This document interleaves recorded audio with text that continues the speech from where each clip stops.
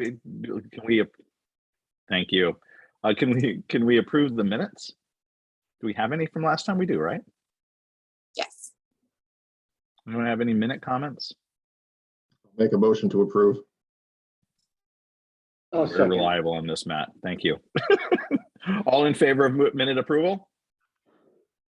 Anyone opposed? Any abstentions? All right. Lauren, do we have anyone in the public who would like to, do we have anyone in the public and alternatively in the public that would like to say anything?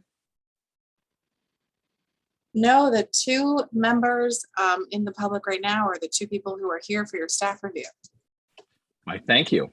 We're delighted to have the head of finance and the first selectman here.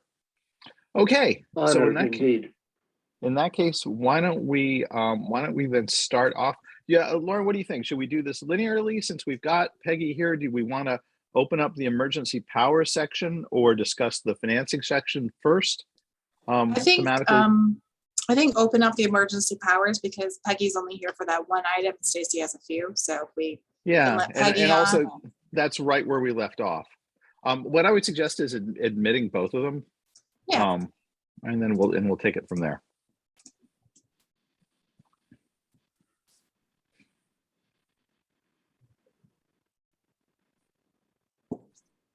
Okay.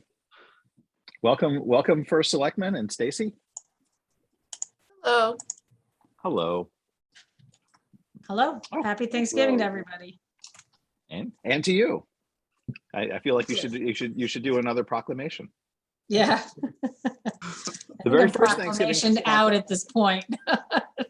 You'll be pleased to know that George Washington's first proclamation for Thanksgiving gave thanks to the Constitution and our natural resources. That was the thing he was giving thanks for. Little forgotten fact. So Peggy, right where we left off, we started to discuss emergency actions, and I know that's an area I think where you can uniquely inform us. And maybe if you could outline before we get into the text, outline I think a couple of I know you and I have spoken about these, or I think you did with the group, just a couple of the things you think are in most critical need of change, and then we can maybe start our text review. And please chime in when you're available, or when you have something you want to bring in. Does that sound okay? Yeah. Okay. So I haven't done a ton of work on this since we last spoke, Joe, but you've only been living it for 2 years. I think it's, I know, it's a little busy. Yeah. But I guess a couple things just in brainstorming this a little bit, and I read the section again this afternoon. And I think a couple things. One is that emergency orders, or executive orders, I should say, because the charter doesn't really identify what those are and whether those are done by the board of selectmen or by the first selectman. So during this last pandemic, we I just kind of replicated what the state was doing, and then I would issue an executive order on certain things. And I asked Lauren to send out to you guys what orders I'd actually issued. And so when I look back, some of those things had to do with a lot of different types of issues. One had to do specifically with an ordinance that the town had about plastic bags. And so we chose to suspend that ordinance. And that was something that I did as an executive order. So that wasn't actually relating to an ordinance that the board had passed. Other things that we did had a lot to do with our beach policies. And I was kind of like, is this really something the Board of Selectmen would have needed to weigh in on even in normal times? Because what we did is we really changed parking policies. So it was more about the Beach and Rec Commission's policies rather than, ordinances or things that the Board of Selectmen might have taken action on. So I was just trying to figure out, would I even have needed to do an executive order for some of these things? I don't know. But we kind of took action to try to correct and override whatever policies we had in place quickly to address public safety issues. We waived some fees.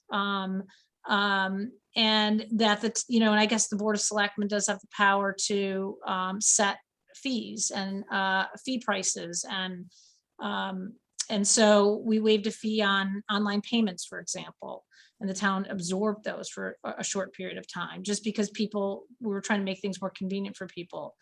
And so, and then there was a whole thing on parking, and that was really kind of overriding the, what is it called? The local traffic authority, which really lies with the police commission and the police department. And so normally the Board of Selectmen doesn't weigh into that stuff, but we did an order on that. So, so those are things that were kind of, orders, and it was kind of murky, really, what was really, operational versus some of them were clear and they were dealing with ordinances, but others weren't. Some of the other actions that I took as an executive, I don't know if these were really emergency actions or not. I shut down the senior center. Does the town, does the first selectman have the ability to close down a town building at will? I don't know. Lauren and I were talking about the Board of Selectmen votes on the holiday schedule. So when we close our offices, and we vote on that every year. So arguably would the Board of Selectmen normally had to give them permission to close down a building. And we started with the senior center, and then it was a cascade after that once the schools closed. This is right after the pandemic hit. And then it was, everything shut down, and we closed town hall.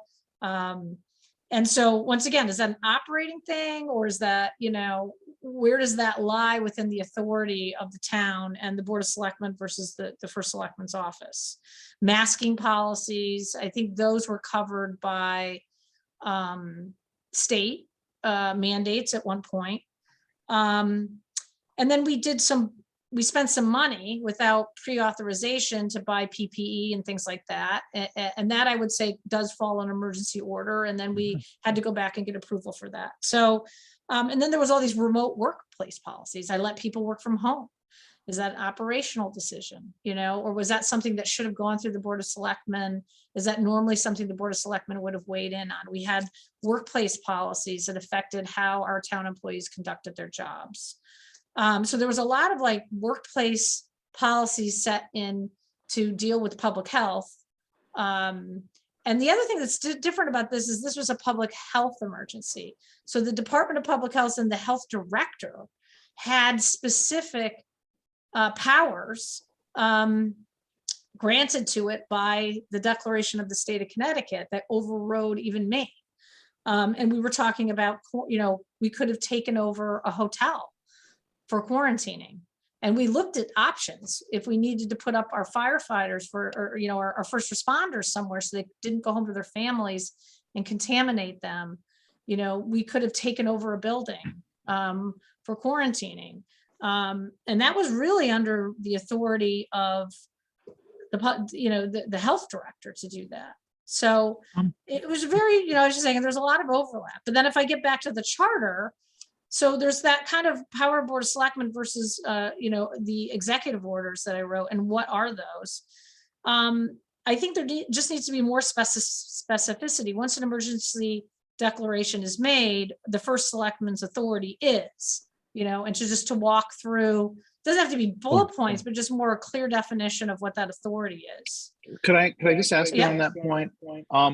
If you think back to the things that were, irrespective of what bucket you thought they felt into, but were the things that obviously needed to be done and needed to be done quickly, what fell into that? Because one approach you can take in the charter is time.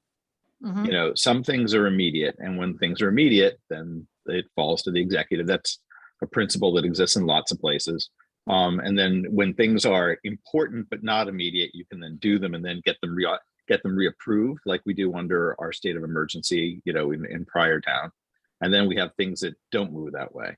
So I'm curious about the first category, things that, however you look at it, you had to do that. What were those types of things? Like you mentioned, shutting down the buildings. That strikes me as like an immediate thing. If you have an infection and you're going to move people out of the building, you're going to close it. It doesn't matter what meeting you didn't hold.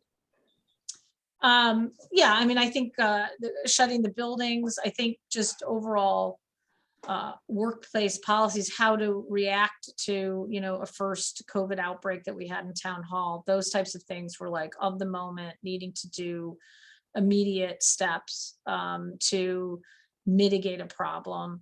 So those were things that I would say were more of immediate. I mean, as you know, to get 5 people to a meeting is challenging, even in emergencies, because the other thing is, remember, Zoom kind of took us a while to figure out how to meet remotely. And so that was kind of a little bit of a hurdle too, because, we were struggling with public, FOIA, and we have the right to do emergency meetings and stuff, but it was also, how do we get people to meet, and getting people's schedules aligned. I think some of the stuff that was happening quickly in the summer, the beaches felt to the public like needed to be immediately addressed. It was pretty much insane for a period of time there with the volume of people and the crowds. We had a lot of crowding issues, and those needed to be addressed more quickly because people were feeling unsafe. There's perception and there's reality, but we did try to work through that and try to come up with things quickly. The other thing was trying to, and I think we had an executive order on this, but like, for example, we had people who had to apply for their tax abatements or whatever, or their senior, and Stacey, you can remind me what these were. Normally these were elderly people who had to meet in person with somebody to meet deadlines. And they were freaking out because they couldn't meet with town staff initially to make these application deadlines that were going to be detrimental to their ability to get help from the state. And that was something early on too, if I recall. That was in like May, or Stacey, I don't know if you remember that, but there was a lot of discussions.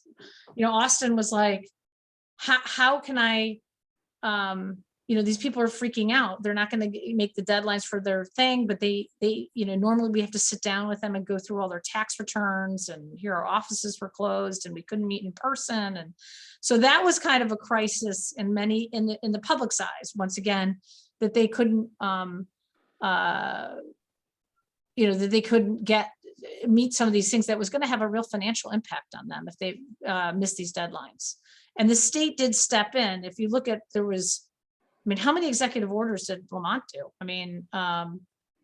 It was probably like 100 or something, right? And a lot of them were these minute little things that most of the public doesn't even understand, of waiving deadlines or permits, just weird things that, unless you're in that tiny little lane, it made a big deal to you. That when he kind of stepped in and got rid of some red tape, or waived certain things, or got rid of deadlines. Now we could also talk about not the pandemic, but we could also talk about hurricane or tropical storm Isaias, because that was when I got to have a double state of emergency declared. So where time was more of an essence, where people did not have access to food, shelter, power. The town, many places in town were out of power for 5 days. And then on top of that, we had to deal with COVID restrictions, social distancing restrictions. So you'd open up a shelter, but you couldn't have anybody hardly in the shelter. So that impacted how we responded to emergencies. That's how we went to remote emergency operations. Normally we have an EOC that's a set up room that people attend in person. We had to do it all remote. And then, oh my gosh, the internet went down during the emergency. So all those technology things that ended up impacting us because of the double state of emergency, COVID created a lot of complications and hurdles for us to be able to do the routine emergencies that the town usually has to deal with. So sometimes, and then let me see if others have questions, but sometimes when I open up in my tedious day job, when I open up a lecture on municipal law, I always say towns have 4 powers. Towns have the power to tax you, towns can tell you what to do with your land, towns can provide services, and towns have police powers. And if we use that type of model, does that help at all? Because police powers literally mean police powers, not the police. those are all the things you do in the name of immediate safety. Like that feels like it's a first selectman executive action. But yet for other things that are services under a state of emergency, thinking about, for instance, waiving the contact, those feel like the types of things that you might be able to do, but then get ratified, later. Is that useful, or is that way of thinking not helpful to you? Helpful as you see No, it? I think it is useful because that you have to have checks and balances, and I think you need to ensure that everybody is supportive of some of the actions being taken, especially if it's going to be going on beyond, a month or two. And that's something we just didn't know, to be honest, right? I mean, a lot of times we were kind of limping along each month, hoping that we were going to be, until really, I think the first 6 months, everybody thought it was going to be over in a couple of months or a month or weeks even. So I think that there are things that you could go back and have endorsed by the board. I think there's definitely an ability to do that. That could be built into the timeline. We talked a lot about this 21-day. I mean, I think you definitely need to have I think, because I look at it like I was thinking, model this as what the state did. The legislature granted certain powers, right, to the governor. So maybe after the initial emergency declaration is over, then the Board of Selectmen decides what areas would be appropriate for the first selectman to continue having those emergency powers extended. Maybe, and I think the 21 days is kind of a weird one. Lauren and I were talking about this because we have 2 meetings a month, and it was always awkward trying to schedule 21 days. So maybe you do a 30-day, and then maybe anything that goes up beyond 30 days, then the Board of Selectmen needs to take a proactive action, identifying where it's still appropriate that the first selectman has that authority, right? Because the problem is you're kind of scratching your head going, what do I need to get permission for and what do I don't? And some of it's just gray, right? Because it's more, this is really an operational decision anyway. It's just unique, maybe some of the decisions that are being made, because let's face it, most of the things, in this town, there's not a lot of operating decisions that need to get made in a normal world, right? People pay their taxes a certain way, and they've been doing it that way for 20 years. But we had to come down to very specific rules and guidelines about how services were being delivered. So is it appropriate for the board to weigh into all those micro decisions? I would say no. But if there's some sort of overriding, like I said, proactive measure by the board that says, we will continue to extend it in these areas so that it's not unchecked. You don't have a first selectman that can just continue to do whatever they want, for months on end.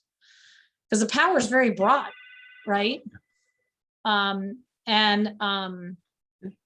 so I think there needs to be kind of a point of reflection and a way to narrow this down.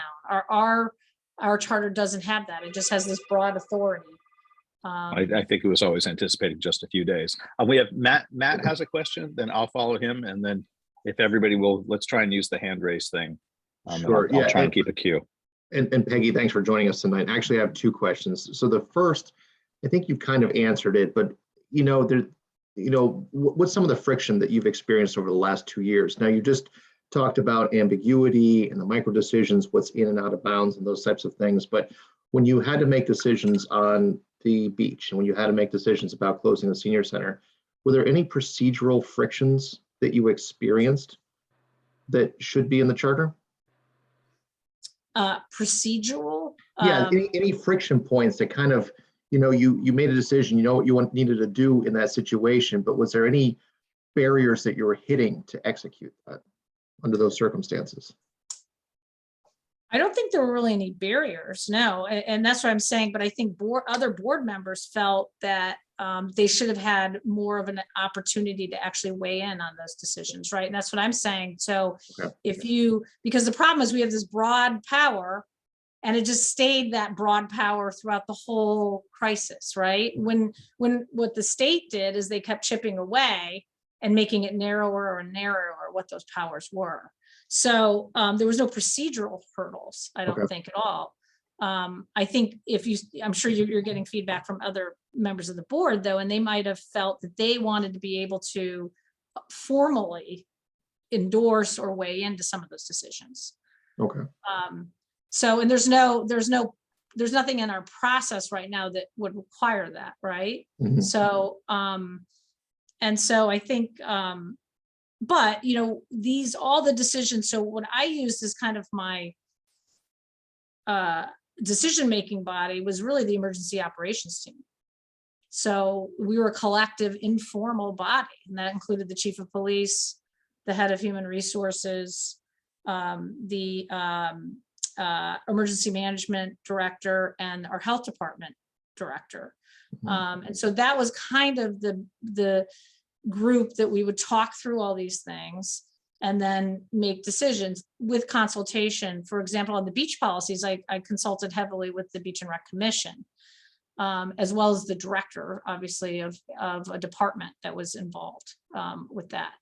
And so getting kind of, feedback and things like that.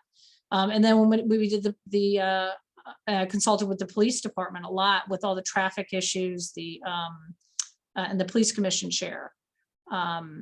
So there was no formal actions taken by those boards. It was more consultative. And then the emergency operations team would kind of review all this, and then usually, it was like, okay, this is what we're going to do, kind of thing.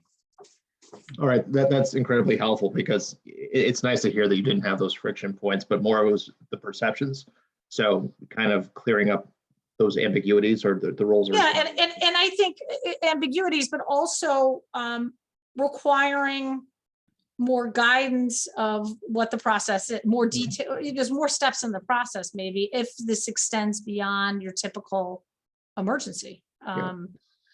It'd be interesting, like, I don't know how long the emergencies were for when we had the big storms. I'm sure, I don't know if you've spoken to Phil. Hurricane Irene, both Irene and Sandy went on longer than you think, because we needed to extend, under both of those occasions, they were Fillmore, we needed to extend his power so he could apply for FEMA grants. So the state of emergency went on for, I think, almost 6 weeks. I know 6 weeks sounds funny compared to you, but it's like, but it was longer than you'd think. It was like 6 weeks or 2 months. And that's where, because I don't know if the state had declared that in those situations. And I know we talked about, if the state has a blanket emergency, then we should be following that, right? No, that was the case where the town kept the state of emergency earlier. It also waived something else, which I think were the bid rules. Maybe Stacy remembers this. And I think that was important because we needed, you needed concrete poured now, or something was going to break. Right. It was a couple. There were a couple of sort of procedural issues. And I'm sorry, Matt, did you have a second question? Yeah. Yes, it was just the second part. So it sparked my interest, Peggy, when you said that, like, if you had to take over a hotel, for emergency situations, that that you could. And is that in state statute, or is that something that we would have to look at? So that was actually the powers that our health director had. Oh, okay. Through because this was a public health emergency. Mhm. And so there's specific things in the state statute that grants authority to the health director. So the health director could take that action. Could I have done that? Okay, well, no, but I'm just saying, what if you had all these people lose their houses? Mhm. And our shelter cannot accommodate? Can the first selectman commandeer a place to put people? I don't know. I don't know. One thing that might be helpful to us, and this isn't something we can do on the fly, is if we look at, and I'm doing this from memory, but I think it's right. If we look at 7-148C, which is this like understated part of the general statute that actually lists your powers. Like every town has a list. It's in 7-148. It might be the case where, we can pull that and use it, at least not in a geek way, but in a way to roughly, gather those things. Or You if know, anything, refer, right? yeah. Peggy, so I was thinking about it again, sort of, I was following on Matt's friction point question. I mean, it sounds like if I was just trying to aggregate the things you were saying, it sounds like the things you had to do during emergency power time was you had to change town hall operations, you had to change the accessibility or operating, you know, immediate operations at town facilities. You had to worry about different tax deadlines. And then the other thing I didn't hear is, Well, just did all you regulatory deadlines. all regulatory deadlines? Because we were And not set up for some of our like remote permitting and things like that. So that created a little bit, some hurdles for us too. you also got to order staff, you know, deploy the human resources of the town to do stuff in an emergency. And then the other thing I marked with a question mark, did you need to spend money in an emergency capacity, or is that also done on short time? Like, what would that have sounded like? Well, we ordered a food truck to make sure, because there was a concern about food supplies and we wanted to make sure that we could do Meals on Wheels throughout. This was in March and early April. So we just made the decision to do that. There was a lot of things we did that were out of budget. You know, some of the signs that we just deployed, buying Zoom. I mean, all that stuff was technology that we purchased without whether or not we knew we were going to have the funds. And then we did that, but then we ran it through as a special appropriation through both boards after the fact, right? Stacy, we did that big COVID. We ended up getting it, a lot of it reimbursed. We did, but there was a lot of PPE, Joe, that we had to buy. We just had to be proactive. We were even stocking up on stuff we were scared that, you know, it wouldn't be available. So we did spend what we needed to spend, and then asked for forgiveness, pretty much asked for forgiveness afterwards.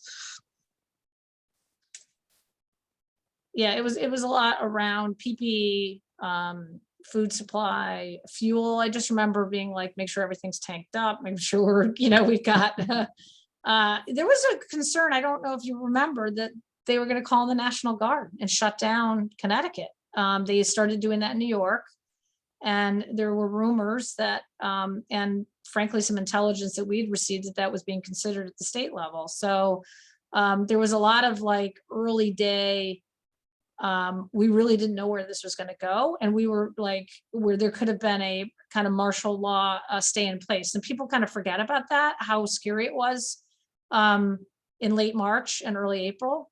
And so, and, you know, that's when we were kind of like trying to figure out, okay, do we have what we need, you know, to get the town through this for a period of time?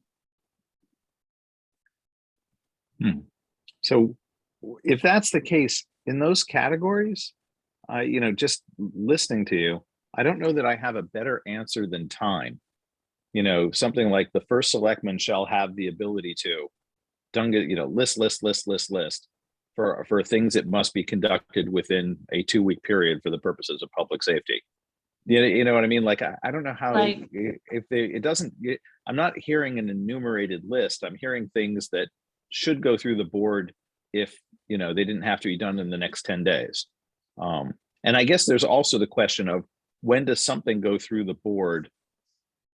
How does something go through the board, but not through the regular process? So for instance, if you had to spend, let's assume for a second, you had to spend $100,000 on something that's out of budget, but is not, you don't need to spend it this week, but you need to spend it in the next 5 days. Well, how would we even engage the board without then going through the special appropriation process? As I read this, I don't think you have that option. You know what I mean? Like, I think what you're asking for is a 2-tiered thing. Certain things to make it okay that the next first selectman who has to live through something, hopefully not like this, knows, yes, I can do all these things. I'm not a functioning, you know, ultra virus. However, make it clear that if it's not immediate, then they can go to the board. But if it's still immediate in an emergency, they can go to the board, but ignore the rest of our procedures until things return to normal. Am I understanding it correctly? And then let me turn over any questions from the board. Yeah, I mean, it's really laying out that time frame, but I think I guess so. Just trying to think through. I was half. I got Chief Drum texting me for some reason. That's why I was like half looking down, to be honest. So, It turns out to be an emergency. I'm sure yeah, it's I not know, another important. It's emergency. only the chief. Yeah. So, yeah. I mean, I think that this get well. Like I said, I think some of the things that were done throughout here under executive orders were really operational to begin with. They weren't really things that the board would have not necessarily needed to weigh in on. But yes, I think that some things you just have to, I don't think you can spell out everything, but I feel like there's just a vague, I remember at the, I don't know, there was a board meeting where two of my colleagues did not want to renew the emergency declaration for another 21 days. Okay. And this was back in August, I guess. I think it was August of 2020. And so there was a spirited discussion about the need to extend it. And so my argument was that basically, the executive orders would be null and void because they were made under the emergency declaration. And that meant all the beach policies would disappear. And this was in August. So it was one of those things where, so I think that there was and so we had a long discussion, but then there was and Lauren can maybe remind me, they were arguing that the Board of Selectmen had the ability to pass emergency ordinances. And that's where I think it was a little confusing to me, because we refer to ordinances. Is that like the board passing an emergency ordinance, or is it an emergency, an emergency order by the first? So that's where there was a little bit of a debate, and our town council had weighed in a little bit, but I don't think there was ever really, there was a lot of confusion around that discussion about the ability of the Board of Selectmen to pass emergency ordinances. Yeah, so to cover some of these things. They have that under section A of this section. I mean, the I don't know if it's up on your screen as well. The entire thing is there. That's it. So I just want to give an opportunity. Do any of my other members have a question at this point? We have the first selectman.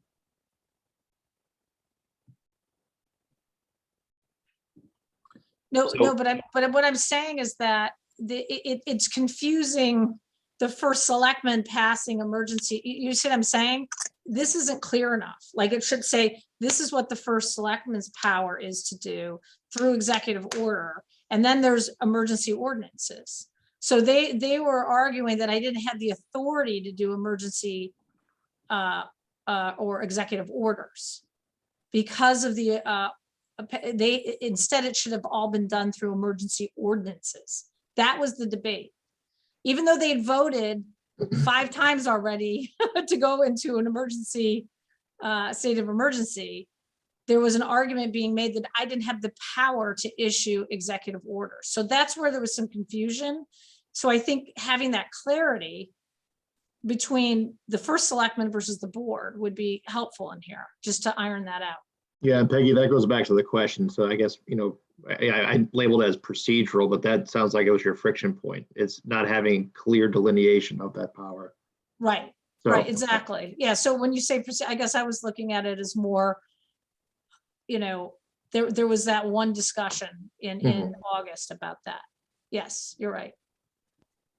So that's something I think by having that, more specificity would be helpful. And then, and as you said, and having that time frame, I think time frame has to be discussed about when things are, proactively passed by the board. And I just think the 21 days is just an awkward time. So do you have a sense as to what the actual time should be?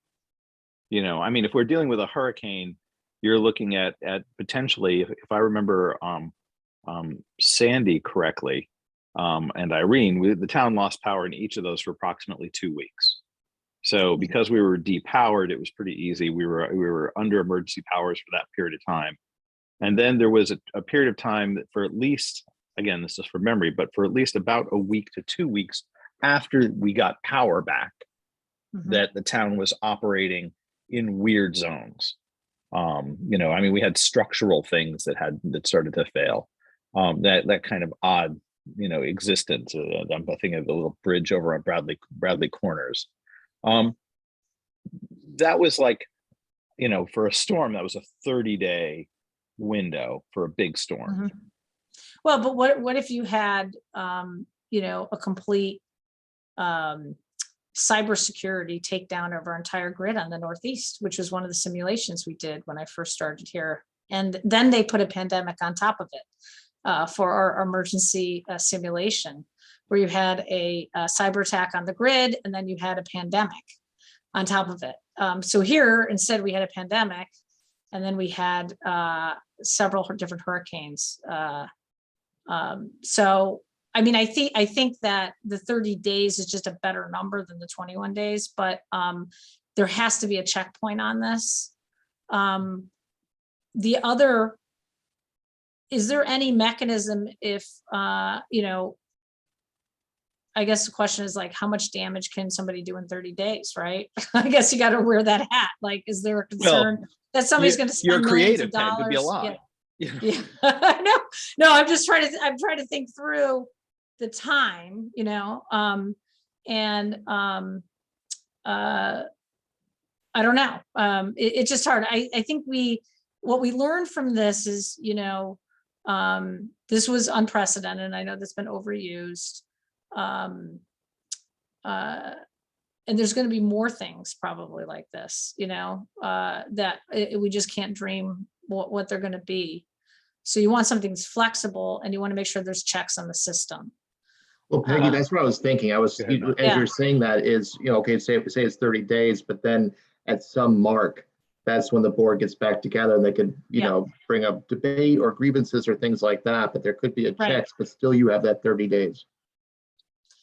Well, yes, but we also, I'm just saying in terms of how it was done during this last thing, is the board still met regularly and had many special meetings to talk about that things. So you could put in I'm sorry, Peggy, go ahead. So I don't think you want to overscript like a board meeting is required, because then if there's no vote, you know, what's the point, right? Or the board may not be able to. What if it's a you know, something that you can't leave your house and there's no power or something, you know, gas. Parts of Italy had orders where people couldn't physically leave their house by more than 100 yards. So you couldn't muster a meeting. And so, yep. I was going to say, what about a mechanic that gets, as we're talking about it, it strikes me that this section should say, you know, the first selectman's emergency powers, you know, and the ability to receive an executive action with these couple of big bullet areas for thus and such time. The Board of Selectmen's emergency powers, you know, after such time, they can reauthorize or proceed under this ordinance system. And then what about a saving grace that says, you know, you get there are emergencies and there are emergencies. We have the present company accepted. We have the tyrannical first selectman, you know, some way that upon presentation, any 3 selectmen can revoke you know, and the majority of the Board of Selectmen can revoke the first layer of executive authority and request a meeting with the full board, you know, that kind of thing. So that if we're actually having a problem, the Board of Selectmen could act on their own volition. Yeah, and I think once again, if it's if the state is in a state of emergency, though, I think that's a very different situation than if just the town is. Right. I feel like the leash should be much shorter if just the town is in the state of emergency. If the entire state is in a state of emergency, then you really are kind of, you know, some towns never declared a state of emergency during this last pandemic. They didn't do a formal declaration. It might be that their charter didn't really set them up for that. I know Clinton didn't do it. I believe, channeling my inner Ira, and he should be here in about 18 minutes. I believe that he told us that some charters just went into emergency powers when the state was in a state of emergency. Right, okay, right. So there was no formal declaration. That's what I'm saying. So, so I think you got to think about, do you want to have two separate things? If the state is in a state of emergency, the town is, and we just follow what the state is doing. But for example, we had the hurricane, that the most disappointing hurricane we've had, not disappointing, but pathetic, Hurricane Henri, right? Where I had to order evacuation orders. Right. Advanced evacuation orders for no reason. So that was just a town declaration, and an order that was done, and because we're a shoreline town. So that should have the shorter leash, because it's very specific to, because I'm thinking like, I love to watch history, and I'm watching a series on, Britain during World War II, right? I mean, was the town of Madison in a state of emergency for 5 years during World War II? How were wars handled when it was a federal declaration and a state declaration of war? And, what is the town then? Does the town, I just was thinking about that. Like, does this job, was there special powers, about having to have people, was that all just handled by state and federal? So I'm kind of wandering off, but I was thinking about these things, right? So those are long things, and that's where everybody in the whole nation or the whole state is enduring something versus, our specific things. If we have a gas leak or a pipeline spill, those don't need to be as long. Or like you said, a hurricane, where there were reasons to extend it beyond the 21 days. Right, but the Board of Selectmen was largely during after the storm. You couldn't have told the difference. We kept it in place because of very specific reasons.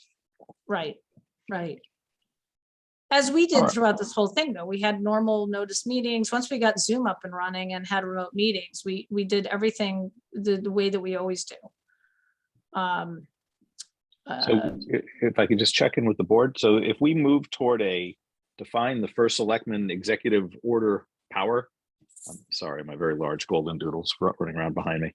If we could then define the ordinance and time frame, and then provide some sort of let's make sure everything doesn't go off the rails mechanic. Does that rough outline match with the board, and Peggy match with you if we went to that kind of thing? I would think so but I do, with the World War II analogy, I think that we should be able to declare war. But only on Guilford. On Guilford. Yeah, Yes. exactly. We will muster and bear arms. It'll be good. We need a town armor. But yeah. So this has been extremely helpful. But I think and then the devil's in the details, right? Then the question is, what do those bullet points say under level 1, level 2, and level 3? Right. And the other thought is, the types of emergencies, do you get in that letter? Because a health emergency is treated differently at the state level than other types of emergency storms.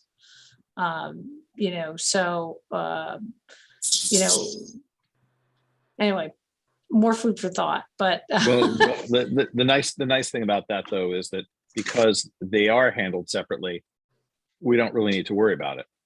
There's no way that we have to worry about taking over a Super 8 because they've already taken care of it. Well, one other thing I just had on my notes that I was thinking about was the ability to take over school buildings. Because we're going to be putting our emergency shelter in a school, which right now it's not. It's at the town campus gym. And so is there some complexity there? This is a legal question, about the control of school facilities. The other thing is during the double state of emergency, because we didn't have the ability to social distance in our one shower at town campus gym, I opened up the showers at Daniel Hand. I remember that. Yeah, and that allowed people to social distance and basically not have to be in a really stinky, smelly place to use the public showers, which is what we currently have at the town campus gym. So that was, I had to ask permission because it was a school facility, and maybe I didn't, but I did. That was also in August, so school was closed. So it does get, and that was one of the concerns that people had about putting a shelter in a school, even though many, because now are you going to have to cancel school, if it's our emergency shelter? So just another thought about how that relates to schools. If I remember correctly, only because it was so it stood out during Hurricane Irene, I was briefly acting first selectman at one of our meetings, and the big power I got to use was to order the cancellation of schools. So I know we researched it at that point in time, because we were only doing it day to day. We wanted everyone to be able to leave town for the weekend, and go stay up in Cromwell at a Marriott or something. So that was our one big thing. So at some level that fell within our emergency powers. By the way, just for reference, I put in section 28-11, taking a property during emergency for the joy of your later reading. Okay, all right. Good. Okay. Other questions for the first selectman? This has been incredibly helpful to me. No, but thank you very much. Thank you. Thank you. Really A helpful. lot of good Yeah, information. I think whatever I know. we come up with, you'll hear from your board. You and your board will hear from us and see if we got it right. I'm sure I'll think of a bunch of other things. I told you the whole year was a blur to me now. So Yeah, I'm finding this stressful even as we talk about it. I don't want to. no. I If you kind of remember, blacked it out actually, but so all right. Enjoy the rest of your meeting. I'm gonna jump off. Okay. Thank you very much. thanks. All right, Thanks, bye-bye. Peggy. So moving from one stressful topic to another, Stacy, we talked about the budget process. Are you there? Here, Joe. So stay and feel free to anyone to recharacterize it after I'm done. But we started to have a conversation that went like this. We get to the end of the budget cycle. We have our meeting, and the public says one of two things. A, taxes are too high, decrease them, and the Board of Finance wants to decrease taxes. Or B, and I'm sure this never happens that you could ever remember, Stacy, the public focuses on one particular thing, hypothetically some sort of shed, and then says, don't spend money on this one thing. So what are the options and what's the procedure available to us after that point in time? So this goes down to the Board of Finance when they're dealing with the town budget. Do they cut it pro rata, or do they cut a thing? Do they just remove the overall funds, or do they cut the ultimate end of budget? And the division was, hey, why should they be into one thing versus somebody, and he will remain nameless, who said ultimately though someone has to vote on the final budget, and that's the group in the room. So I wanted to open that up just on not so much on the policy basis, but on the nuts and bolts procedure piece in terms of when we need to close and move the budget out, when it comes to that last meeting, because ultimately we need to get the thing voted. Yeah, so historically, after the second public hearing, the board, as you know, the Board of Finance will meet right after that and either vote yay or nay, and they could change it at that point in time. I thought somewhere in here, and I'm sorry, I thought my question was just about the timing of April 15th to April 30th, so I apologize. So I did actually do my homework. We do want to know that too. We've got you marked down here for a lot of things. Okay. And thank you for Um, coming, Stacy. No problem, no problem. And I'm gonna try to talk fast because I had a couple of other comments if we got to them, doesn't matter. But I thought somewhere in here, it does say pretty much in summary that the Board of Finance does have pretty much line item control to change the budget. So I'm not sure if we would want to put specifically in that they would have to do a lump sum versus a certain item.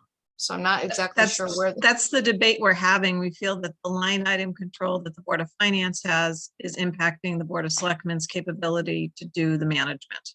Mhm. Because one line item could impact 3 or 4 other things. So the thought process that we were throwing out and we were debating was similar to the Board of Ed. We're cutting your budget by $100,000. Even though the Board of Ed has approved a budget, then the Board of Ed has to go back and figure out where they're going to cut that. Same thing the Board of Selectmen could do then after the Board of Finance said. But the So question hence then the is- timing, right? Yeah, that's hence the timing. Yeah, hence the Yeah, timing. Yeah. The example I brought up was, I'm sure you blocked this out, but the time that the state didn't quite have their act together, but our deadlines made us put forth a budget. And Mhm. at that point in time, we basically told the citizens, we are overtaxing you by what we think is $1 million. And for every dollar we get from the state, we're going to split it up like this: X amount to Board of Ed, X amount to town. But there's no way for the town to do that if the Board of Finance can't. So it's not, in some respects, I know we're arguing a policy basis, because actually personally, I agree with the idea in general, but having a problem with then how do you ever complete the budget? Yeah, the time crunch it's going to be tight if, if the public hearing is that late in the process and then they decide after the public's input, we need to cut the town budget by $100,000. Do we have time then to go back to the Board of Selectmen to then go back to the Board of Finance? I mean, I guess we'd have to look at the dates. I can tell you within the last few years, I mean, there's been talk about if the budget, if it is too high, it could go back to the Board of Selectmen. This is the amount it's too high by, come back, reduce where you need to reduce it by. So I do think that's a good idea. And I think that should be the Board of Finance's, that should basically be their role. This is the amount that we have to cut. Board of Selectmen, where do you want to cut this? Timing again is an issue though. So I have a thought, because I was thinking about this. If this is the public hearing is at no later than April 30th, we could either bring that up to no later than X time and then try to compress those Yep. from January 1 to mid-April a little better and do a better job management. Or on the April 30th, you could request the Board of Selectmen be in the room and convene a meeting if they need to convene a meeting to reduce the budget. Will they be able to? This is a big surprise. Now, all of a sudden, Board of Finance says Board of Selectmen, reduce your budget by 100,000. I mean, I would think they would need time to deliberate rather than that one night and think about Right. where they would want to, make those cuts. So I think, so then maybe if we go by April 15th. and See, that allows, fixing the timing doesn't do anything for me, because there's always going to be something screwy. The vote goes down, you have to bring the next one in, something happens at the state. Where it seems to me that the number of times the town has been up against the deadline is high, and I don't think it has a lot to do. There's nothing operationally to change it. It's usually some external factor. Stacey, I don't know if I'm only remembering the bad incidents that crowded out all the board. Yeah. I could think of, I don't know if it was it may have been last year. We had to get the legal notice printed, and the Board of Finance came up with $100,000 cut. Well, the Board of Ed did not have time to reconvene about the $100,000 cut. So we pretty much put a line in the legal notice that was in the paper, and it gave the Board of Ed more time. Now, is that an option? Board of Finance cuts total town budget by this amount. Board of Selectmen by this date needs to identify the line items that 100,000 would be would be allocated to. I mean, that's another option. It's just, it's so tight at that time because, as you know, we need to get everything approved. We need to set the mill rate. We need to get the tax bills out. So in order to give the town clerk the time to get the question done and then to get the bills ready for the tax collector to send them out, it's such a tight time frame. And So I'm not sure if other people do that after the fact. And we're assuming the Board of Selectmen will say yes. If there's a conflict between the boards and the Board of Selectmen says, no, we won't vote this budget, then then it goes back to the Board of Finance. You know what I mean? At some level, Well, somebody the needs board, to be the no, the final Board of budget. Finance, the Board of Finance has always been the end Final say. piece, the final say, and that's part of the charter. You got, the Board of Finance has the final say. It's more of like what happened last year. That was $100,000 that came out at the very end of the cycle. And so the Board of Ed didn't have its true final budget until, correct me if I'm wrong, like closer to when it went to the vote. Stacy, is that Right. because they Right. had to then re-vote on it. So you could do the same kind of thing with the notice, is saying, okay, we're going to be having the notice, it's going into the paper, this is what the dollar figures are, and stay tuned from the Board of Selectmen standpoint as to where the $100,000 or whatever would be cut.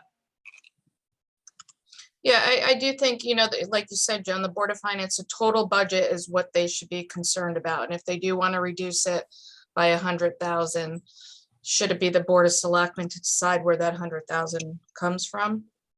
Probably. Well, following on Joan's point, how do we end the budget process that night? So procedurally, we move for a vote. So for instance, could we take the budget as presented and then book a negative budget item? That's what we did. Yes. And we vote on that. So this is their piece, but they must come up with 100,000 from everywhere. And is that, when the Board of Ed had to do that, is that a complete vote for the voter? I mean, in some respects, it's not transparent, right? If you look at the budget, you no longer know what you're getting. So you could have something that says, salt shed $100,000 and then have a negative $100,000 and the budget is literally misleading except for the overall number. But mechanically, does that work? That's what we had to do for the Board of Ed. We didn't know, they didn't have time. We had to print the legal notice. We had one line item, budget reduction, 100,000, gave the Board of Ed a little bit more time before the actual vote happened in May, though. So, I mean, it's printed twice. Could we give ourselves another week for that second printing and, the first printing, because we have to get it right to the paper?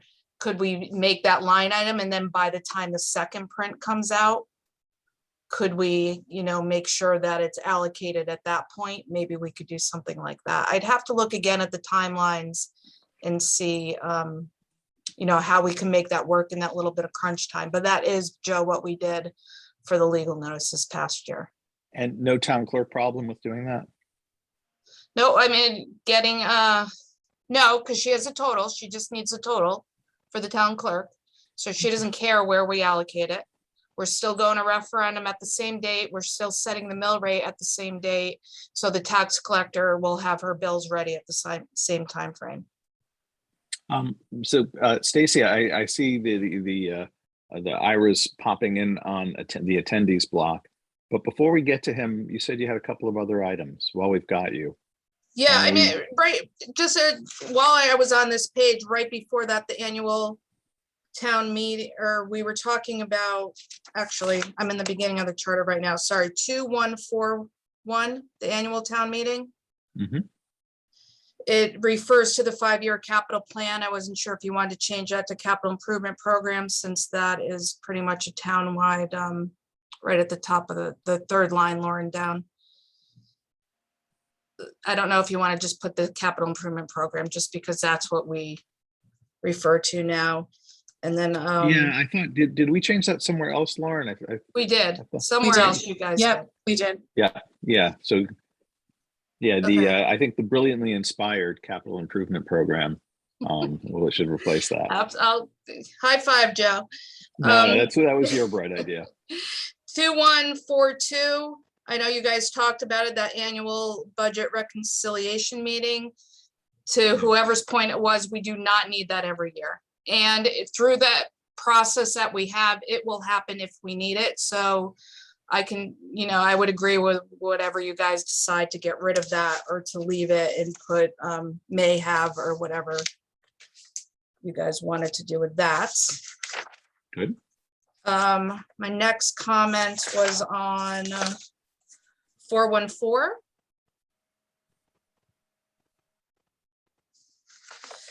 This was disposition of town property. So we talk about and you change the threshold from 20 to 50. You talk about if it's less than 50, what about if it's over 50? So my thought was, what if we want to sell a fire truck or an ambulance to another town? Do we have to go through a different process? This was just something that, as we go through things throughout my years here, things that have always been kind of unclear. So that was one item. And then does disposition include selling an item? And then disposition of town-owned real property. What if it's over $5,000? It only talks about if it's under. Okay. 711. It talks about appoint and maybe in town officers. It just says director of health. Do we have an option to have a district option, like a health district? I don't know if that would go here or not.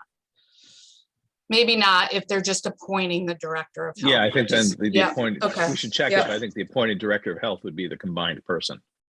Okay. Right, if we, yeah. Let's make sure. 10.21, I think 10.21.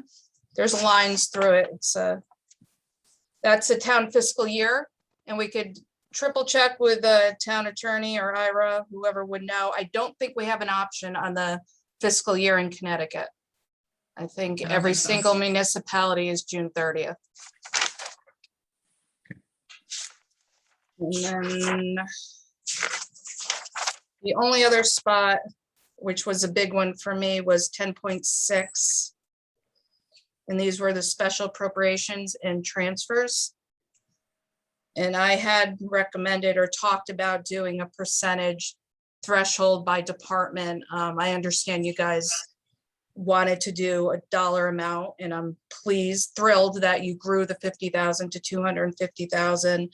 But in number 1 and number 3, it starts with the Board of Finance on request of the Board of Selectmen, and then ends that it needs to have approval of the Board of Finance in town meeting. I didn't think we needed to say Board of Finance again, just because this is a Board of Finance action anyway. Oh. So I just thought, Right. we can either say, yeah. So that was in number 1 and number 3. Number As a fact of the 2. matter, I don't think we've been doing that. Right, because the Board of Finance votes for it once the Board of Selectmen has it, then they just call the town meeting. Town meeting, yeah. Yeah. A little confusing. And then number 2, it just says up to 20,000 of unexpended balances from one appropriation to another within a single department with a common department head can be authorized by this Board of Selectmen or their designee. And I assume by their designee, you mean the first selectman. But my thought was, could we just say the first selectman? Otherwise, do we have to vote annually that their designee is the first selectman? Rather than bringing, and I think your intent was not bringing every single line item transfer to the board. Right. So internally, can the first selectman approve these under $20,000 line item transfers? Well, actually, the nice part about that is the first selectman, if we give the first selectman or his or her designee, then frankly, you just do it. And that sounds Sure, best. even better. Well, I think that's, it's not like you say no to these. It's true. And then my last comment, and this may be a bigger discussion, number 4, special appropriation can be from undesignated fund balance or from an approved contingency fund. And I'm not sure what other towns do, but contingency is a line item within the town budget. So should contingency be considered a line item transfer and under those thresholds and guidelines versus a special appropriation? Because we're really not taking it out of fund balance. It's already a budgeted line item. So that's kind of been one of my pet peeves. Yeah, it really shouldn't be approved contingency. It should be designated fund. Right. So if we wanted to set up a specific fund for this purpose and watch it by vote.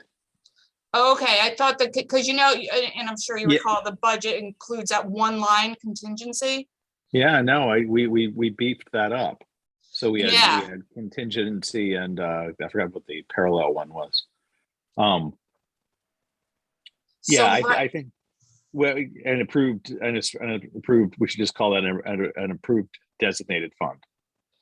And I yeah, think so that's then all. that, would that mean, Joe, that the contingency, we could do line item transfers and Yeah, that's follow what the line contingency item? is for. Okay, But if we that's what I wanted to set up thought, a, but if we wanted yeah. to set up a special fund in case the fire department, in case the fire trucks ran over budget, so it's not from the undesignated fund balance, but it's not part of the budget. We take part of undesignated fund and move it toward the fire department, and drain that as an external budget item. I think that's the intent of that item anyway. So then- I'm sorry, Stacy. And do we have anything else? Because Just one last thing on that note, if course. we are thinking of the contingency line item, we may want to modify that line item transfer under one department head and somehow include that contingency being an option for the first selectman to do line item transfers from. Otherwise, we'll never be able to touch that one line item that was budgeted. Just something to think about. Yeah, subject to everybody else, my immediate response is, I think that's exactly the type of thing you want the Board of Selectmen to see. Because if you're dipping into contingency, it's a budget discipline that shows the budget curve. And so Okay. actually, I kind of like that going to a vote. Okay. It isn't every other fund. How often Okay. does it dip into the contingency? Have we done it? Every year. Yeah. We normally Something take the small special appropriations right now out of contingency and use that up before we hit the undesignated fund balance. But Got it. now if it's not part of the special appropriation, I think we may want to word that somewhere in to the line transfer and treat that differently, as Joe just said, that it'll still have to go for approval because there's not one common department head over it. Mhm. But I think it's more like a line item transfer though. So maybe do a 4A or, okay, here we go. Okay, yeah. I think that's a good point.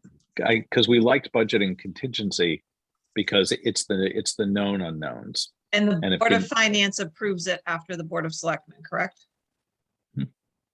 Because they use it as a way to oversee how the budget process is going. If we're dipping into contingency, then we need more work on the individual budgets. I think we may want, I don't know if we want to, I think we need to have a separate sentence because now it's saying transfers in excess of 20,000 be transferred out of the contingency, but there may be ones that are under and you still want to have that approval process for all of the contingency or any Yeah. transfers.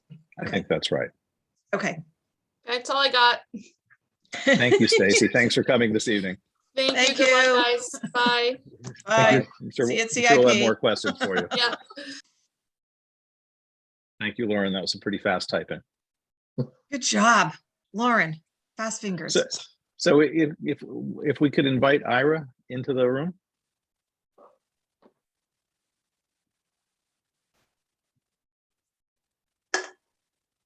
Ira, are you there? I'm not Ira, but he'll be there Okay. in the office and I came home. So, Oh, Pete. but he will I be. thought I saw Ira's name too. Isn't he here? Yeah. At least his Zoom box is here. I'm here. Can you see me, hear me? Yes, We can do both of those things. yeah, Pete's here also. Hi, Pete. Yep. Hi, guys.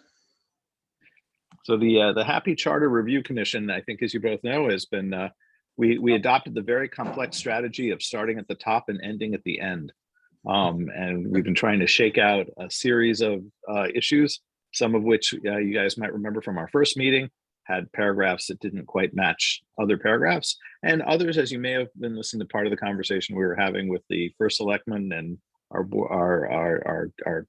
chairman of finance, finance director, is subtler, trying to really modernize the town operations. So if you guys had a chance to look over the draft we've got, do you have any thoughts? We reserved several questions for, with all apologies, Pete, I think we called it Ask Ira. So it was a little bit like Ask Jeeves from a long time ago. Yeah, no, So Am I yeah, go on? Just, I mean, a general comment, no criticism intended. We got this early, I think early last week. And as of Wednesday at noon, I was gone certainly. Pete was right behind me, and I was out of commission for the weekend in terms of any work. So no, we have not gone through the entire document.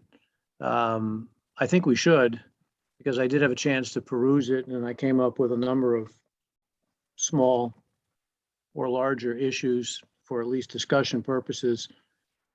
Some more important than others, perhaps. We did try to look at the dozen or so questions that were here given to us specifically, and we can give a shot at those tonight if you'd like. But I do feel it's important for us to look through the entire document, and it's kind of important for us to understand what your intentions were. I remember when we last met, which was really quite some time ago, 6 or more months, there was talk about what kind of government, et cetera. And so it would be helpful to know where you've come from, maybe not tonight. I think it would be helpful if we can go through the document, but we've done that for other towns. I've got a friend, colleague in another firm that does nothing but this. He's gone through 27 charters, line by line, with 27 towns, I guess. And that's really important to do, I think. Can't be done tonight, and it does take some time. So if you want that, I'm more than happy to do it, but we haven't done it yet. We can start with these questions that were on the page I got from Lauren, because P and I have been trying to get through those between last week and today, if you'd like. Yeah, why don't you, if it's subject to, let me ask the board what they think, but for my thoughts, why don't we get what you have today, and then why don't we schedule you out to come at a meeting again when you've had a chance to go through it a little more. Sure. Does that sound all right to everyone? Yeah, that's definitely reasonable. All right. So in the category of, what do you got? Well, I mean, we can start just with the nomenclature clause. I don't know why, candidly, you would consider changing the name of your Board of Selectmen in midstream. So I don't recommend that. Not quite sure what an alder is. I looked it up. I guess it's part of an alderman kind of theory, maybe. I think that's generally used in larger cities. It's a different kind of a board, I believe. But I don't recommend you change your name at any point, which it seems to suggest. I think that would just cause. I think the idea is the term selectman is probably gendered and anachronistic, but there's nothing that's replaced it yet. So we wanted to give the board its ability, if and when the name change becomes obvious, we wanted to make sure the charter didn't stand in the way of the board reclassifying their terms. That sound like a fair representation? Go ahead, Bob. No, you may recall that one of our last meetings, I did commit to ask some of my former colleagues at Penn State's political science department about this naming issue. Are there some communities which have found something non-gendered that makes sense and would seem to fit the culture here? And what I learned was that one of my colleagues said he thought that this is a matter that the state may tell us what name to use.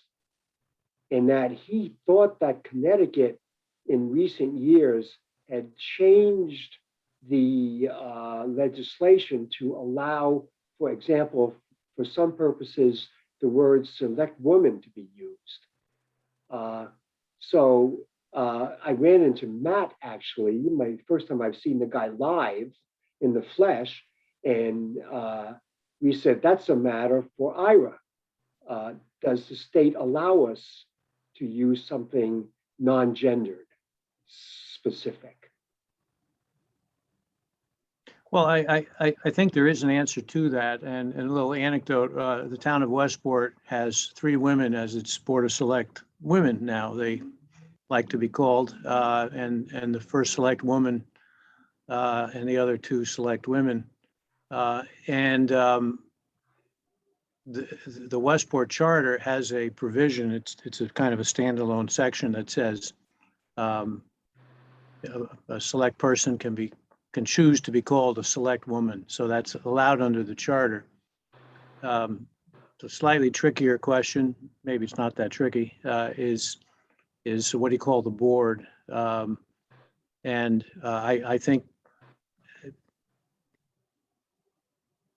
think you can probably put a provision in, it would seem to me, that if you want to call it the Board of Select Women or Board of Select Person, from time to time, you could do that, but legally it's one and the same as referred to in the charter. So I think you can get by with something like that acknowledges for public purposes whatever seems appropriate. If you're a woman, it's going to be a select woman, but the entity is still the same one as defined in section whatever it is, 2.1 or whatever, something like that. I think we can probably manage that.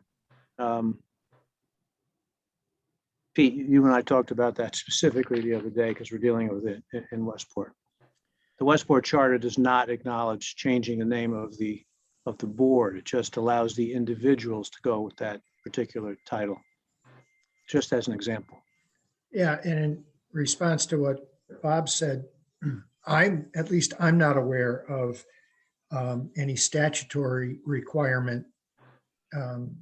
So I don't, that the state has enacted requiring a change.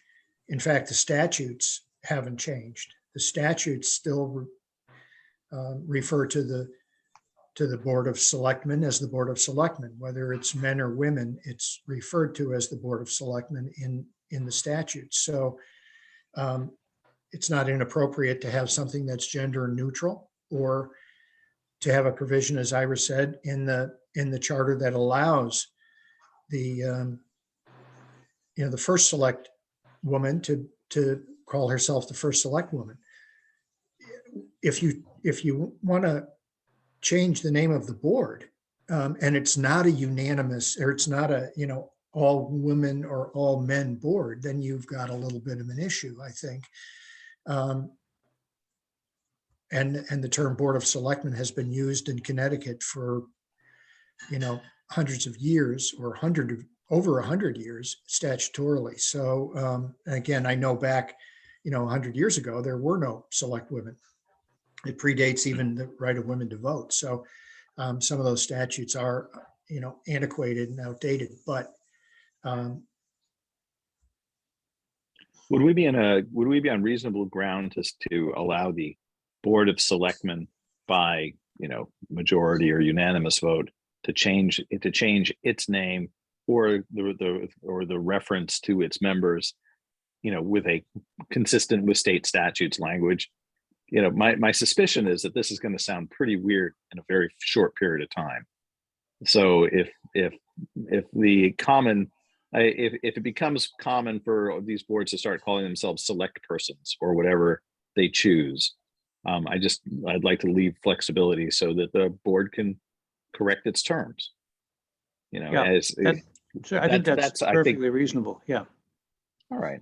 Bob, is your hand back up or is it still up? No, it's gone. But I think you can immediately, by putting in something similar to what Westport has, acknowledge that if an individual, if your first select woman wants to be called the first select woman, I think you can do that immediately without an issue. What you call the board itself, we may have to put in the language if there should be a change in state statutes or whatever. I'm more concerned about, when you sign a document or when you report on something legally, what do you call yourselves? So, but I think we can work on that. Okay. Thank you. Lauren, I Over to you like next. that change Okay. that you incorporated both. Oh, sorry, I should raise my hand. No, go ahead, Joan. So I like the capability to be called a selectman or a select woman. And I think that for the most part, if the state changes, which, like you said, maybe within the next 5 to 10 years and before another review is done, they decide that it's going to become select people or select without chosen. anything at the end, then that'll allow the town to do whatever it wants to do at that point. Yep. I think that works, certainly. Where would you like to go next, Howard?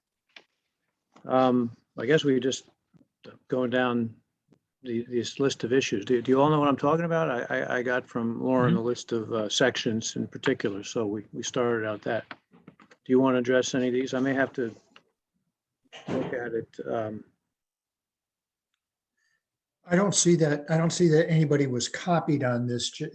Lauren just sent it to you and me. Yeah, the moderator, the next one was 2.13. Yeah, During the it's showing, if you see on our screen, we designated things for legal review. Oh, So I see. Lauren's Okay. just taking the master list and streaming to the areas which are on your hit parade. Yeah, I mean, the moderator section, appoint 5 moderators, that's fine. The only question I had was, how do you decide which moderator will be moderating the town meeting? Is it in some alternating basis or how will it be decided?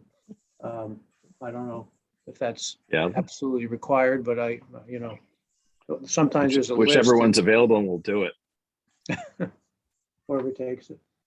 Yeah. And what if there's I guess the body votes for the moderator typically. So I suppose if 2 people really want to do it, they'll vote for it. So, you want to leave that up to just common sense and good judgment. That's fine with me too. Yeah, I think that's having been the town moderator. Yeah, I think it's I don't think that's a contentious thing.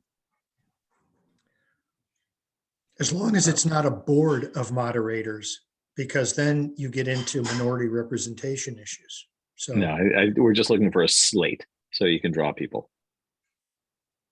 Okay. So the next is 3.2. I'm sorry, I've got to understand my notes. A few of these I did last week before the holiday, so I've got to go back here and look at this annual budget referendum.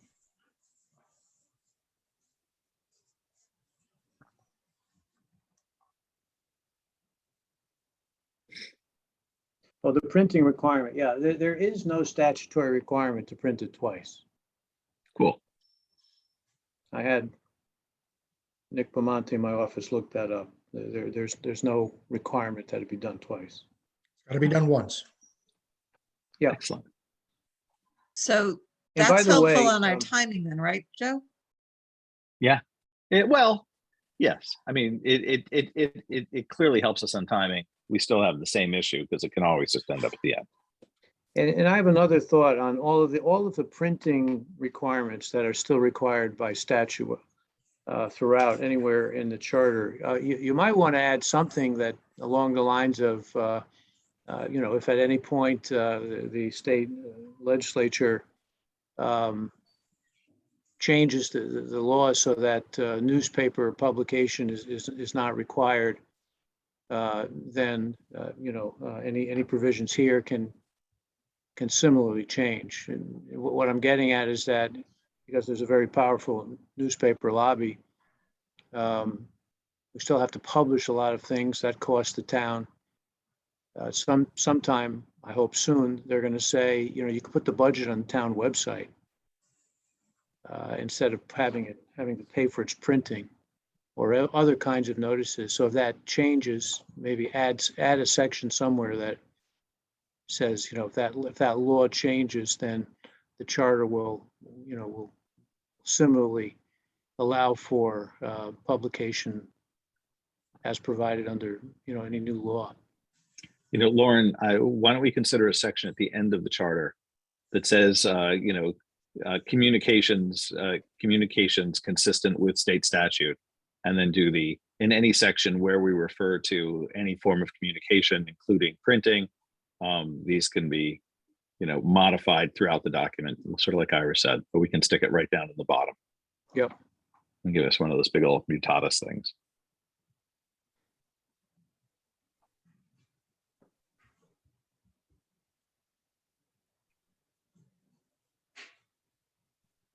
Cool.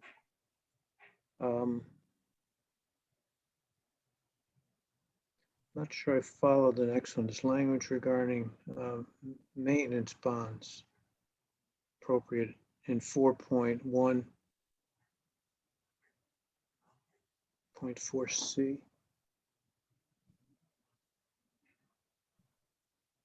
Did you look at this one, Pete? Yeah, I did. First of all, maintenance, once the road is accepted, it's not appropriate to have a maintenance bond. The way roads should work is for example, a subdivision, or if a road is proposed to be accepted by the town, then there should be a 1-year period between the time that it's suggested and the acceptance. During the period between the proposal and the acceptance, there can be a bond to ensure that the road, at the time of acceptance, the road is in good condition. So once the town accepts the road, the developer's under no obligation to maintain it anymore. So there wouldn't be a maintenance bond beyond acceptance typically. Oh, so striking this isn't preferable, it's accurate. We should remove this section. Yes. Okay, excellent. Oftentimes the P&Z, by the way, requires a maintenance bond. It most often happens in a subdivision context where a new road is being proposed and built. So, oh, sure. Yep. Okay. Okay. Ready for the next one is 4.5. This has to do with compensation of the selectmen. There is a provision in the state of Connecticut Constitution that basically says for a 4-year term, any 4-year term, it has to be set, or can be set or changed once before the commencement of the 4-year term, and once after 2 years have gone by in the 4-year term. Did I get that right, Pete, or does it say cost of Well, living? it's a little different than that. For any elected position, a salary cannot be increased. The salary is what it is on the date of that the elected official takes office. And for anything that's more than a 2-year term. So that's true for all 2-year terms. Whatever the salary is on the date they're elected is the salary, can't be increased. For a person with a 4-year term, after 2 years, it can be increased once.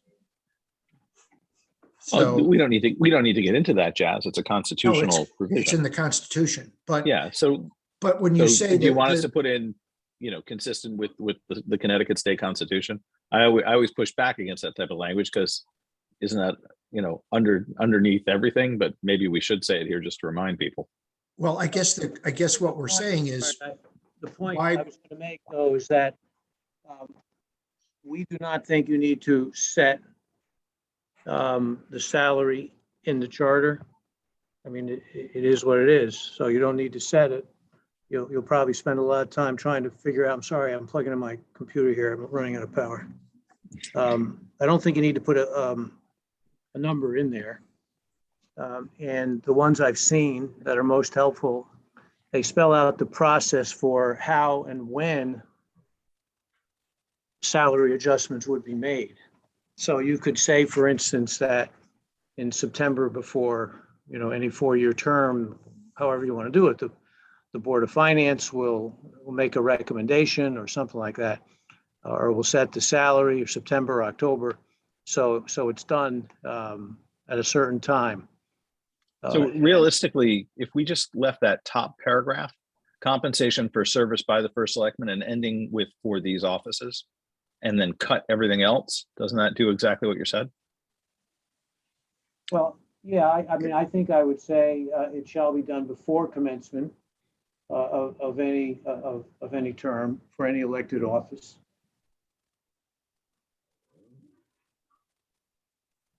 Okay. Not after, because that would violate the Constitution.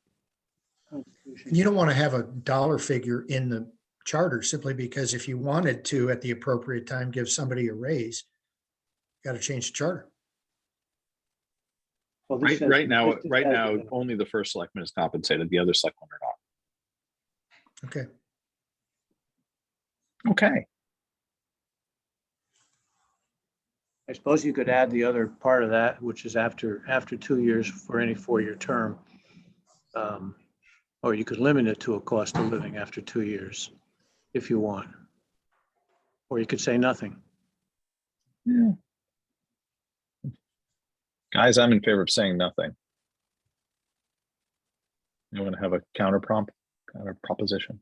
I It might be I important think to you say, want to, I think you want to do must be a minimum of 2 years for a 4-year term. Because when did we increase the first selectmen's? Did we do that properly the last time? Sure. Because we did it before the next election. I thought we did it midterm. Nope. Okay. But it wasn't No. effective until the following, until the following calendar year following the next election. Right. Got it. Okay. we had routinely, we had one town, we won't mention the name, that was routinely just adding some percentage increase to the first selectman's salary in the budget every year. And finally, when we found out about it, we said, you can't do that. And they said, we didn't know that. So you may want to put something in about there should be no increases during the term, except, maybe one cost of living increase after 2 years. So people can see that and be reminded, and it's not subject to any, political, oh, this person's doing a great job. Let's raise them by 10%. You sound But you like can happy do and that. well-adjusted towns. Yeah.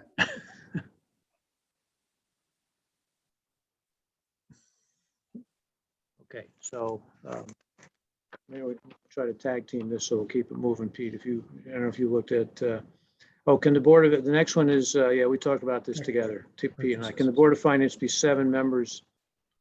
I think the simple answer in your case is yes.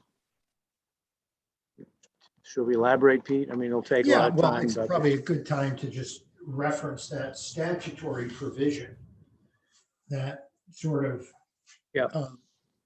helps in a lot of situations when there's a question about how a local board is organized. And basically the 7-193 is the statute, Connecticut General Statute, Section 7-193. Says that any municipality may by charter alter the method of election, appointment, or organization of any or all of such offices, departments, boards, commissions, or agencies, unless specifically prohibited from making such alteration by the Constitution or the general statutes. There's no prohibition against having a 7-member Board of Finance, although originally the general statutes all provided for a 6-member Board of Finance. You're answering something we didn't know the answer to. Why was it 6? Yeah, historically, in the absence of a charter provision, it's 6. Or you could do it by ordinance. You could change the number by ordinance, but it's usually done by charter revision. So when, And are most of them 6 members? no, not anymore. No, I don't think so. Well, that's helpful to know too. Yeah. And Okay. the obvious, I guess the obvious reason why you don't want 6 is 3-3 tie. I like this provision for one reason. I used to be a Board of Finance chair. If you need 4 members for a quorum, gives you a little, little more ways you can get there. During the summer, it gets a little tricky. Yeah. At 6 you lose 3. You know, at 7 you have to lose 4. Mhm. Okay, good. And the minority representation provisions apply to a Board of Finance, even though some of you may have heard in the past, because there's a secretary or a attorney general opinion back from, I don't know, 20 or 30 years ago, an old one that said that the minority representation provision doesn't apply to the Board of Finance, but that's incorrect. We've not heard that.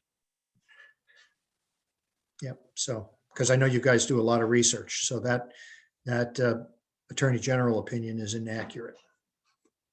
Well, we hadn't hit that, but thank you for solving the mystery of the 6-member Board of Finance. What we are is anachronistic. Got it. Traditional, I think, is a better word. You're traditional. Good for us. Makes it sound like we're pilgrims. So I think the next one had to do with, looking at my screen here, new language in 6.4b, which, if I'm finding the right thing here, has to do with enactment of regulations implementing policies within the jurisdiction of the Board of Finance. Upon approval of regulation by the Board of Finance. Yeah, the idea behind this, Ira, was that, and this was a little bit of a Joe pet issue, because the term regulation by Board of Finance is so unbounded, you can effectively seize operational control of, depending on what you write. You create your authority by regulation. It's ill-defined. So I think this gives us 2 questions. 1, is this okay? And 2, does anyone do it better? Because if I wanted to, if I were the Board of Finance chair and you were the full-time town attorney of the town of Madison, I could say your budget cannot be relieved upon except by presentation of your number of hours you're going to spend today. You know what I mean? Like there are lots of ways that by regulation, the Board of Finance can take over what is arguably managerial control from the Board of the First Selectman. Ira, are you aware of any Board of Finances boards of finance, I think is a better way to put it, that have regulations?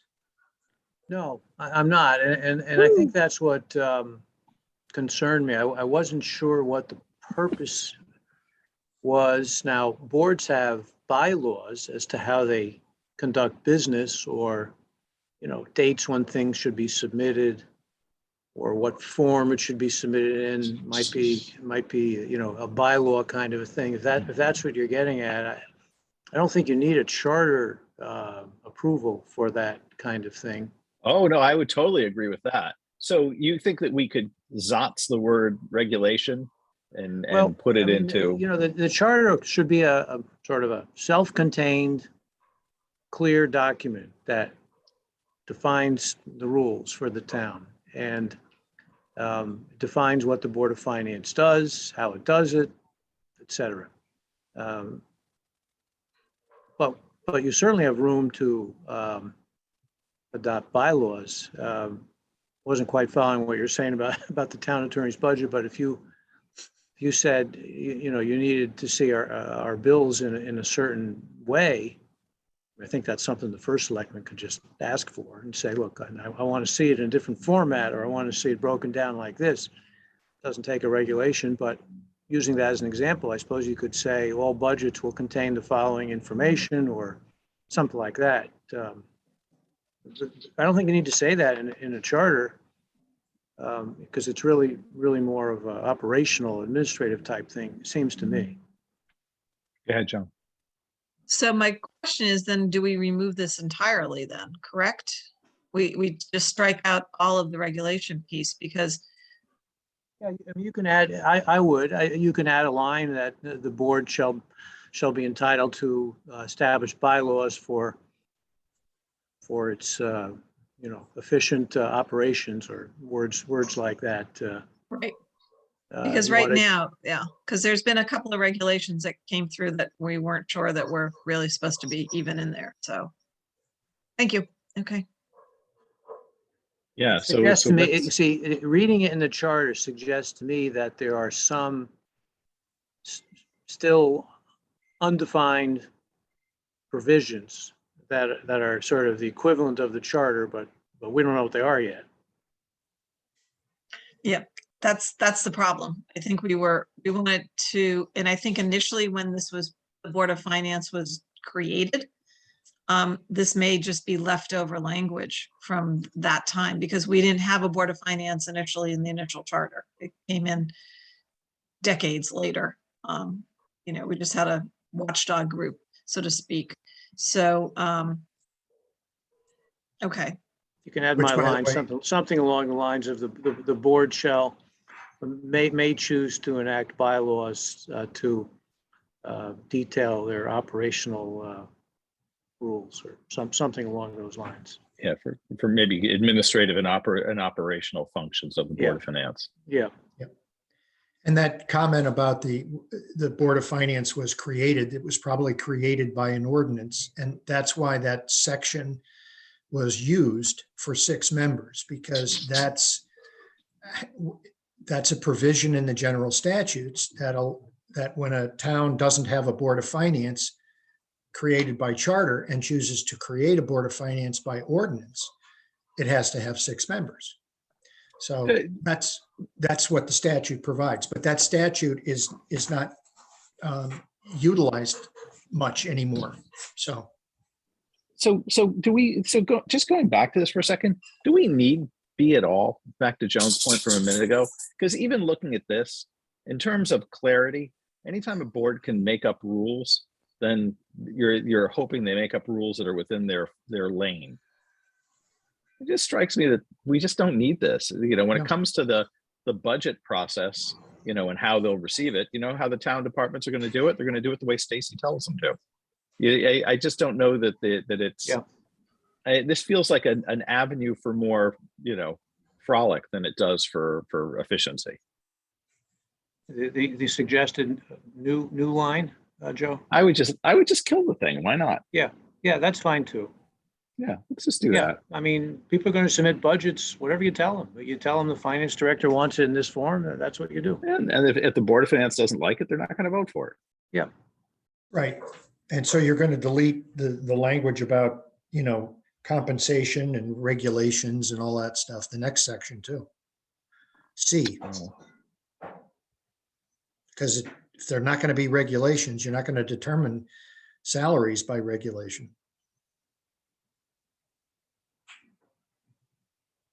I think that's right. Is that okay with everyone?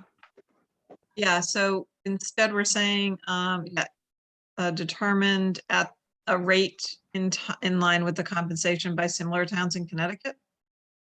Actually, I think. Or Yeah, strike both things? Why isn't this just gone? That I thought paragraph that should be was, gone.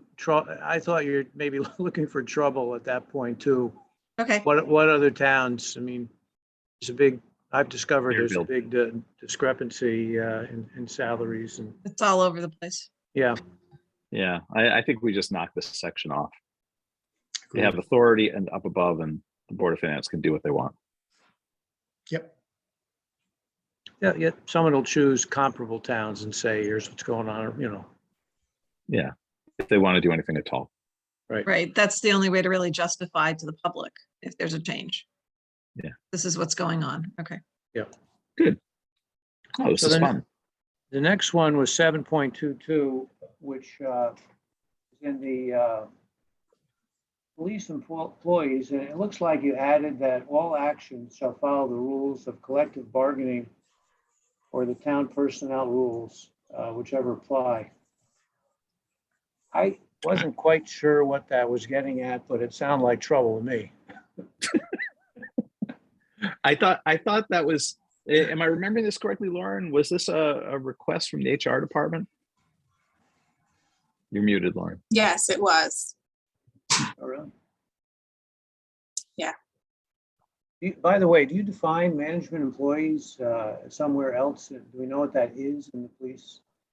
It was there before, but is it defined somewhere? I was just, I was reading these in isolation, so I couldn't tell. But, I believe we do, and I want to say it's only the rank of captain. yeah. And not within the charter, right? Not in the charter, in the collective No, bargaining. in the collective bargaining, yeah. Oh, God knows.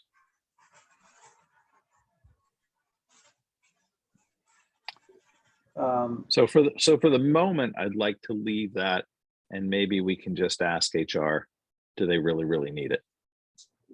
Yeah, find out what they're getting at there. Yeah. Just, Yeah, maybe we can ask them what problem they're solving with that.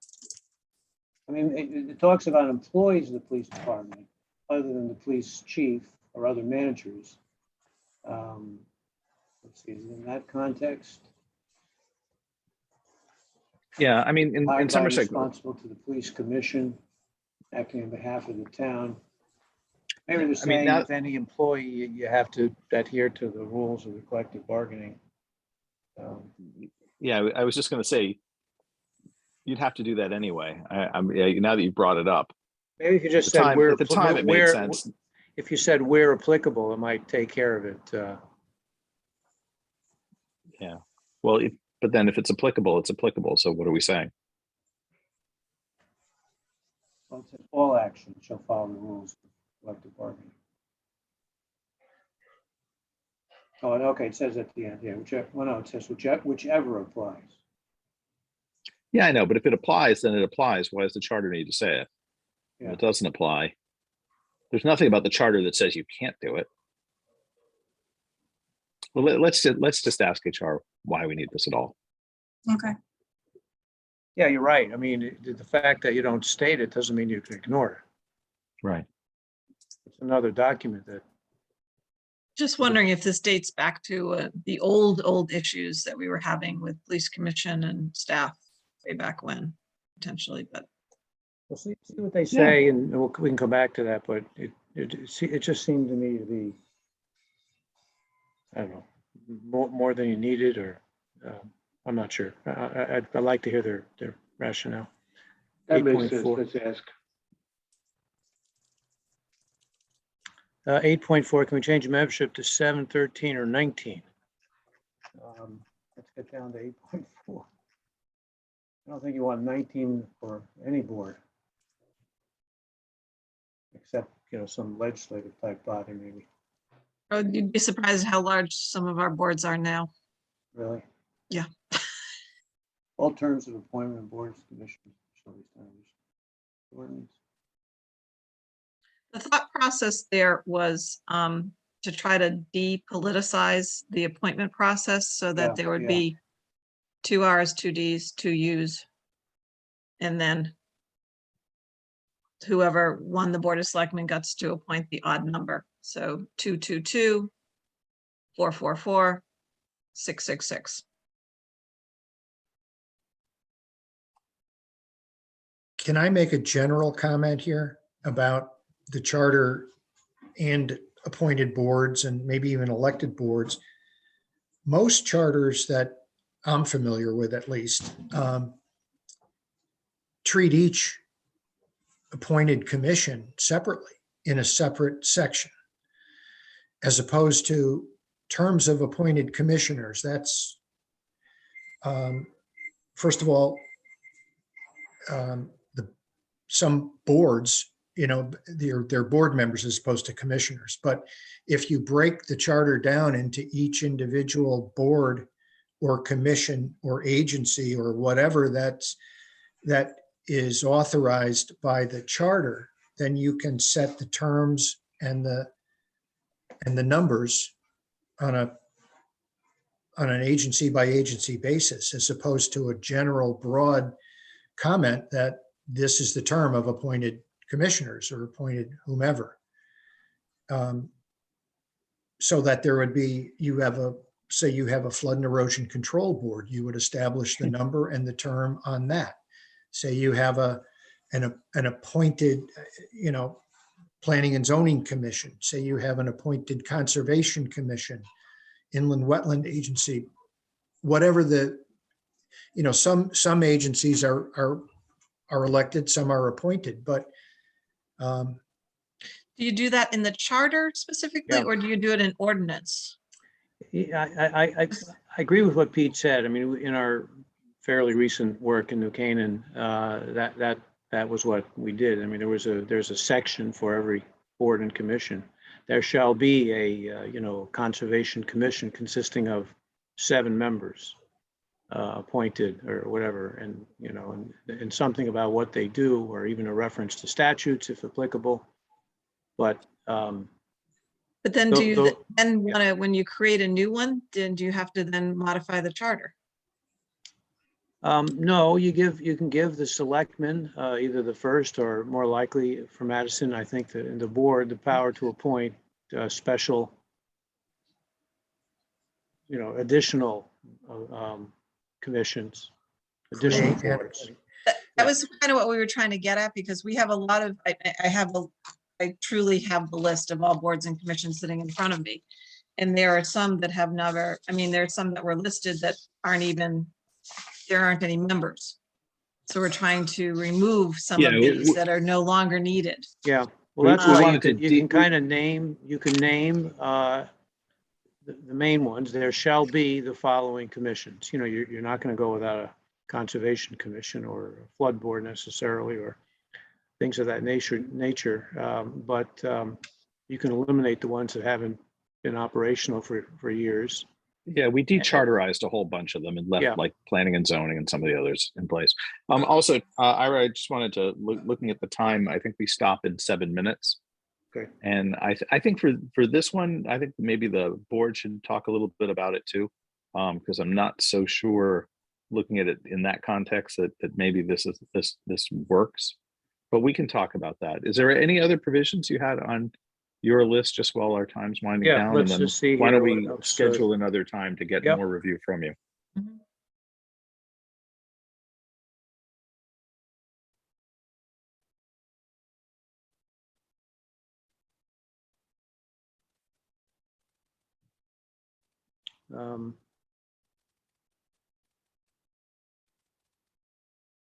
Wasn't sure what 10.6 meant.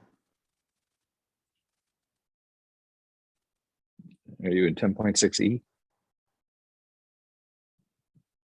I'm gonna look at 10.8. I'm sorry, I gotta match my notes to what it said here. Next on the list, guys, I had 10.4E and 10.4F. 10.4 E and F. And I think F we might have addressed with the prior section tonight. I was talking about the 2 printings of the budget. Yeah, so that looks good. So So I'll go that's- back and change that. But usually you don't separate out the town and the Board of Ed budget into separate.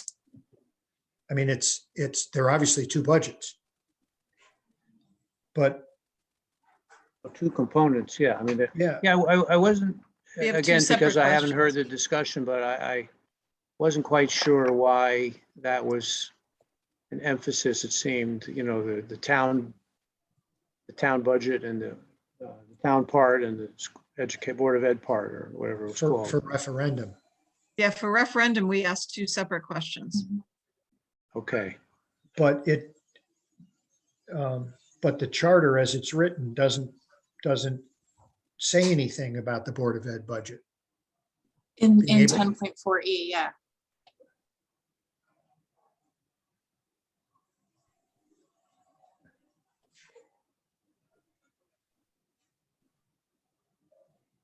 Oh, an H, okay, I see an H.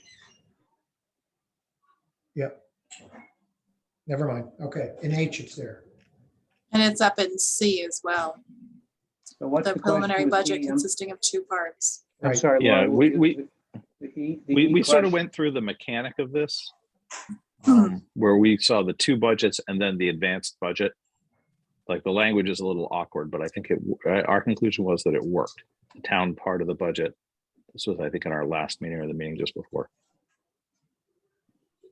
Yeah, so the question for 10.4 for E is that it only specifically says the Board of Finance will approve the final town part of the budget, but it doesn't say that they will approve the final Board of Education part of the budget. And they do. Yeah. Well, isn't that implied in H? It should probably be both in E Mhm. Yeah. as well. Yeah, it can be, yes. I mean, it does. Yeah, the it final does- recommended both parts of the budget. Right. The difference is, obviously, as everybody knows, is the Board of Ed budget's not subject to line item review, but the town budget is. Okay, Or so the- you'll put that into E. Right.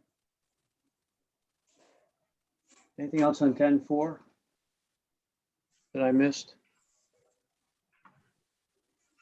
Yeah, we covered the printing.